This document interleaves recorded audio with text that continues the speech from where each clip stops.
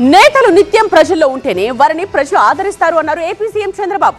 పేదల సేవా కార్యక్రమంలో నేతలంతా పాల్గొనాలని సూచించారు. జనం సమస్యలను తీర్చిన నేతలకే భవిష్యత్తు ఉంటుందన్నారు చంద్రబాబు.